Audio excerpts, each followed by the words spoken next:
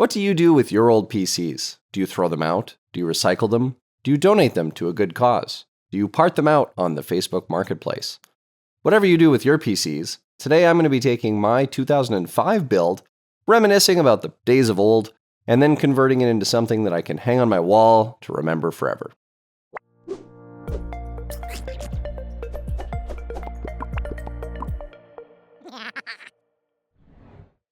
We're going to take this old Antec 900 gaming case build from back in the day when custom PCs were just a twinkle in people's eyes, and the amount of customization we could get was just slowly being created, designed, and still in the state of inception. We're going to take this Antec 900 gaming case, and we're going to put it into a shadow box to get it mounted on the wall. So we're going to tear down each of the components, the motherboard, RAM, graphics cards, and we're going to set this up in a way that it can be mounted and displayed. Now, this build was originally put together with a QX9650 Intel quad-core Extreme CPU. It was about a $1,299 Canadian CPU in 2005 or so, and it uses a 790i Ultra chipset. And that chipset was an NVIDIA chipset that allowed you to run SLI. So this was kind of peak gaming and peak computer building at the time. And, well, it's not very pretty on the inside because cable management wasn't really all that great in older computer cases. But this build really served me well. Played a lot of games like X3, lots of Skyrim. Played a lot of Skyrim with this build. Way too many hours of Skyrim. But the Antec 900 gaming case at the time was kind of the premium everyone built in this case. So everyone was doing it. You've probably got an old one of these in your garage. So the specs for this build started out with a Striker 2 Extreme Asus motherboard. It's actually the second motherboard that was used for this build. The original was an XFX board, which had some issues and needed to be RMA'd, and I still have the RMA board that came in as a replacement, but it's never been plugged in or powered up because I wasn't patient, and I went out and bought the Striker 2 Extreme. It uses the QX9650 quad-core Extreme from Intel, which at the time was a quad-core CPU, where at the time hyper-threading was excluded, which I thought was a very interesting choice. It looks like Intel decided to exclude hyper-threading in order to drive up clock speeds. The CPU had a stock clock speed of 3 GHz, and it was easily overclockable with just a few tweaks up to 4 GHz. So we're talking about 2005, 2006. This is a CPU that could run at 4 GHz overclocked on air cooling. You didn't even need liquid cooling to keep it cool. And that's with a CPU that at the time was rated with 130 watt TDP. The graphics cards that were put into this build were a dual 9800 GTX graphics cards from NVIDIA, which were also XFX brand at the time just because they were a little more affordable. And so this system ran, I think the biggest game that I played was a lot of Age of Conan, which for obvious reasons that game was a little problematic, wasn't that fun, and all the things they promised at launch didn't come out. Sounds familiar, doesn't it? It was released as a full version game, but it was technically an early access game. And I played a lot of Hellgate London, which was a lot of fun until that got bought out and then the servers were shut down forever. So yeah, this computer's seen me through a lot. And I can't just simply recycle it or throw it in the garbage. I want to have those memories. So my goal with this is to tear it apart, put it into a shadow box, and then have a little chart of what were the games that were hot at the time that I played on this system, and what were the system specs. So let's get it over to the bench. Let's get it set up so we can take a look, set up some games, and then we'll tear it down and throw in the shadow box. Let's go. Check our perspective, where we're kind of logging in and doing things. Ooh, I must say, it's not like that. Got some instability. All right, so we're trying to hit 4 gigahertz here on the boot up. I'm just getting mic'd up so that we can rock and roll this situation. We do not need to recover. There is not enough memory to create a RAM disk. Do not need. Not necessary. So we're just gonna disable automatic restart on failure. Let's go. So yeah, I'm just trying to get it to boot up at 4 gigahertz. It requires about 1.38, 1.39 volts to boot up at 4 gigahertz. It's been a little while since I've booted this guy up. So getting the settings right, getting it just right, is a little bit of work to get that working. But we're going to get it. We're going to get it to 1.4 volts and 4 gigahertz. We are going to do it. It will boot. We've got this Republic of Gamers, which is pretty sweet. All right, let's see. We're going to go and boost that voltage just a little bit more.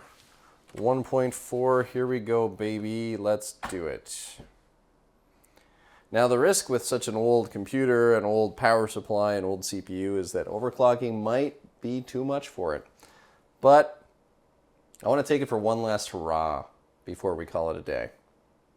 All right, so we're in at 4 gigahertz. And it turns out the reason why we were having difficulties is because the wonderful Microsoft Windows Update decided to update the NVIDIA drivers. Now, a little bit of background. For this video, I did not install the 9800 GTX graphics cards, and the reason is that they only support older versions of DirectX that don't actually have support for newer modern games. So I've actually thrown in a 4070 Founders Edition, and that's so that we can kind of see how does this CPU stack up. The old 9800 GTXs just don't cut it these days. They'll really only play much older games.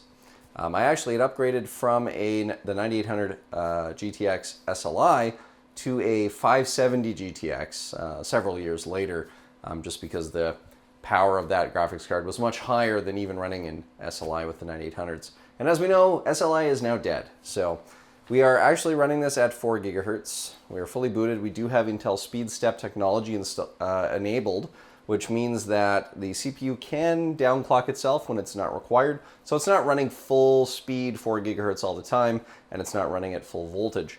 It's running at 1.3875 volts right now, which is perfectly stable. And it's kind of what I expected, but because of Windows updates, kind of throwing me a bit of a curveball, throwing in the latest NVIDIA drivers for the 4070, as soon as I connected it to the network, Windows Update was like, let's go!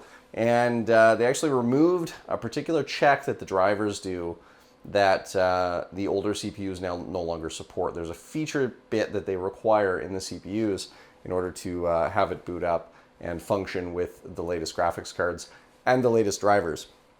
So this is the last time. This is actually a really great time to retire this PC and put it to rest, because really no matter what I do with it now, it's going to be slow, it's going to be old. So a couple of things when we load up Steam, which we can do. So bear in mind, this is the Intel QX9650 quad-core Extreme. The CPU is quite old. I believe I bought it in about 2005. It was about $1,299.99 at Memory Express at the time, which was the single most expensive consumer CPU that I could buy at the time. And I only did it because I had a bit of a severance package when Dell let me go from my role there. And so I decided, hey, why not? It's free money. Not really. But at the time I was young and dumb, and I was like, let's spend it all on a gaming PC. Why not, right? So let's go to our library. And right now I've got Skyrim installed. But I wanted to see, can we play The Witcher 3? The Witcher 3 is one of my favorite games for PC, kind of all time. I have several favorites, but The Witcher 3 definitely stands out for me. And I didn't start playing The Witcher 3 until much later, so I started playing with a 6700K CPU and a 980 Ti graphics card. So this is running a 4070, and we'll see. We'll see if it can load up and play The Witcher 3. Now, The Witcher 3 is a newer game, so the CPU may not have the instruction sets required to be able to support this particular game. If it doesn't launch, I wouldn't be surprised. If it does launch, I will duly be surprised, but we'll see. Seems like it's trying. Okay, so we're at the launcher, so that's a good sign. And let's see what happens when I hit play. My expectation is this is just going to crash. I would love to be able to showcase the CPU running on a game, a more modern game like The Witcher 3, because I think that would be pretty cool. Come on, load. It's trying. Remember, the CPU it's a quad core, no hyper-threading. Prior to this one, I had you'll need a new app to open this MS Gaming overlay. Oh, there's an MS Gaming overlay that's causing it to break. And it crashed, and it says, damn, that's ugly. Send this anonymous report our way to help us hunt down a solution. I'm willing to bet you we won't get The Witcher 3 running, and I think it's just too modern of a title. I know Horizon Zero Dawn won't run on it either. There's an instruction set that's required there. But Horizon Zero Dawn did say they were going to try to modify that. Yeah, it says here, the MS Game Overlay file system error. So I don't think we can install that one. Let's try Horizon Zero Dawn. And I'm willing to bet you Horizon Zero Dawn is not going to run on this either. It's kind of the unfortunate thing. Oh, and that's going to take a while to install. All right, we're going to install Horizon Zero Dawn and we'll come right back. So downloading Horizon Zero Dawn took a little bit longer than anticipated. And that's just because the CPU actually can't keep up. So Steam's downloading and decompressing the data as it's kind of downloading it midstream really slows down if your CPU can't keep up. So this old CPU can barely even just download games on Steam. So it actually restricted the total download speed that was available just simply because the CPU couldn't keep up. So just the process of downloading the game and decompressing it was enough to keep the CPU at like 98, 90, 99, 100%. So now that we have Horizon Zero Dawn, we're going to run it and we're going to see if it will actually play or not.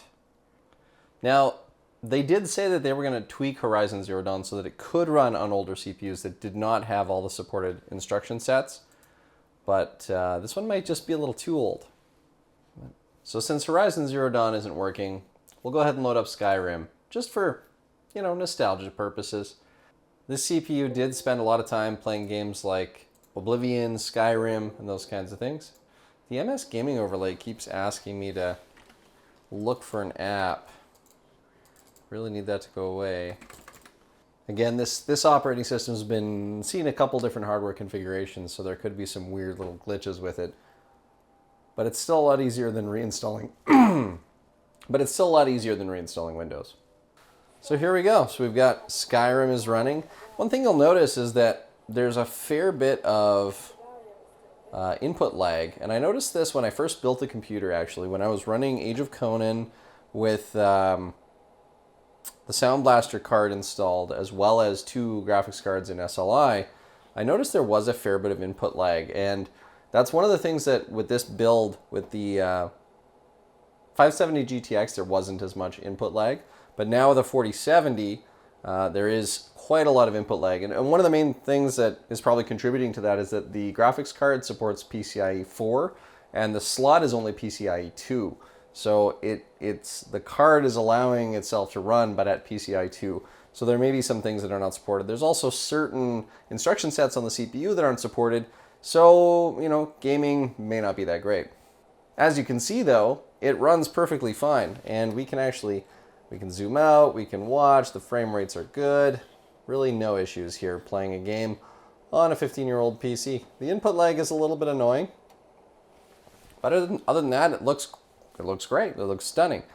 Now the CPU itself, if we load up our task manager, load that on another screen if we can, hopefully without crashing the game.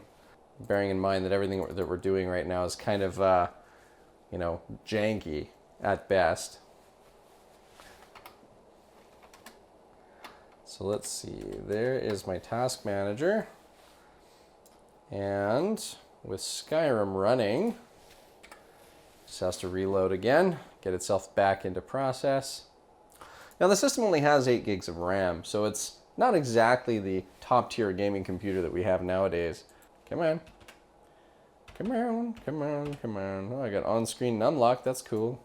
Can we get the game to load with Alt-Tab? Yes, we can. Okay, we are back in the game and sneaking around. So yeah, the frame rates are good. The CPU's running at about 61%. And we'll just get zoomed in for a little bit of a closer view here. So we can see that the game actually doesn't stutter. It works quite nicely. And of course I'm crouched. We'll just run a little bit. The input lag is definitely noticeable, but it's totally playable. And I mean, it's running on a 4070, so the GPU has no problem, not even breaking a sweat playing this game. CPU is running at about 57 to 70%. It's hitting like 72% now, so it's not really doing too bad of a job of keeping up. That input lag is definitely noticeable. So I like left and right, I can feel like a fair bit of lag there. The CPU is overclocked to 4 gigahertz right now, and it's running at about 55 degrees Celsius, so it's not actually even heating up or even breaking a sweat. It's got a Scythe Ninja CPU cooler. I can't remember if it's a Scythe Ninja 1 or Scythe Ninja 2, but we can, frankly, still play on this computer without issue, without any challenge or issue at all. Unfortunately, this is the CPU's last hurrah. We're not going to give it another day in the sun because, you know, nowadays I can play games like this with zero input lag. I can run Horizon Zero Dawn and The Witcher 3 and any other game I want to play without having to worry about CPU instruction sets not being compatible. So this old QX9650 just cannot run modern titles without completely giving out. But the game does work quite nicely, and it is very playable. Well, we'll quit the desktop, and that'll be the last time that this CPU sees the light of day. Just for fun, we'll do a Cinebench run just to see how poorly the CPU does compared to a modern CPU. All right, the CPU is now running at basically 100%, grinding away 4 threads or 4 processes at a time, trying to achieve a Cinebench R23 run. The CPU is still barely breaking a sweat. Just taking a look at CPU temperatures. Yeah, it's not even barely getting up to 60 degrees Celsius on core 1, 2, 3, and 4. So even overclocked to 4 gigahertz, the CPU is having no problem staying cool. However, we have a crash. And that's probably because of an unstable overclock. Looks like we are not hard locked, so it's just an application crash. But you know what? Let's add some more voltage, and we'll see if we can't get it through a Cinebench R23 run. All right, as we round it off, we have a solid 2,232 score in Cinebench R23. That makes it one of the slowest CPUs ever when it comes to things that have been run on R23. The next best is the Intel 11th Gen Core i7 1165G7 at 15 watts with 3,769. So the CPU is definitely not a workhorse, and it's definitely reached the end of its functional life in modern day. All right, well, that's about it and done for this CPU. So let's get it torn down and thrown into the shadow box so that we can display it for all of eternity.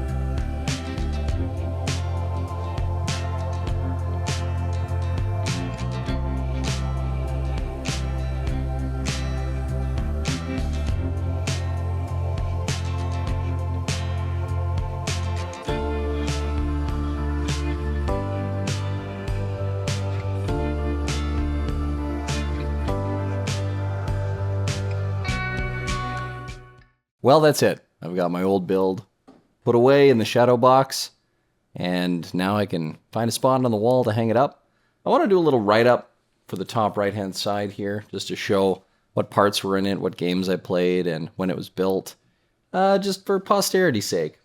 So now that I have this assembled, I want to say to the QX9650 and Intel, I salute you.